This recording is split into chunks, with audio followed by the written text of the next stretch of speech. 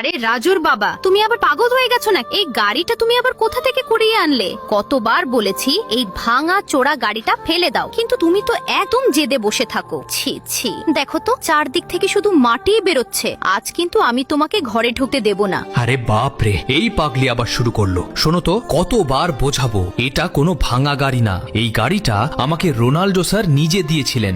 অনেক দিন পড়ে থাকার জন্যই এতে মাটি জমে গেছে। এখন ভাবো তো, যদি হঠাৎ রোনাল্ডো স্যার এসে এই গাড়িটা দেখেন তাহলে কি বলবেন? আরে থাকো তো, প্রতিবারই তুমি এই একই গল্প শোনাও। রোনাল্ডো স্যারের গাড়ি উনি দেখতে আসবেন, কিন্তু আজ পর্যন্ত তো উনি এলেনই না। এবার যদি রাতেই চাও তাহলে একদম নতুনের মতো বানিয়ে রাখো, না হলে এই গাড়ির জন্য আমি খুব বিরক্ত হয়ে গেছি। আমি আর এই গাড়িটা দেখতে চাই না। একটু দেখো তো, এবার আমি এমন কামাল দেখাবো যে এই গাড়িটা একদম নতুনের মতো চকচক করবে। এত পরিষ্কার হবে যে রোনাল্ডো স্যার নিজেই দেখে অবাক হয়ে যাবেন। শুধু একটু সময় লাগবে। আর হ্যাঁ, ততক্ষণে তুমি এই পুরো কাজটা ইউটিউবে ভিডিও করে আপলোড করে দিও, যাতে সবাই শিখতে পারে পুরনো আর নোংরা গাড়িকে কিভাবে নতুন বানানো যায়। আরে রাজুর বাবা, ভিডিও তো আমি আপলোড করি, অনেকে দেখে লাইকও করে সাবস্ক্রাইবও করে, কিন্তু কিছু মানুষ আছে পুরো ভিডিও দেখে ফেলে তবু লাইক আর সাবস্ক্রাইব করে না। এই কথাটার জন্যই আমার খুব রাগ হয়। এইটুকু কথায় রাগ করো কেন? সব মানুষ তো একরকম হয় না। হয়তো সবাই রোনাল্ডো স্যারের বড় ফ্যান।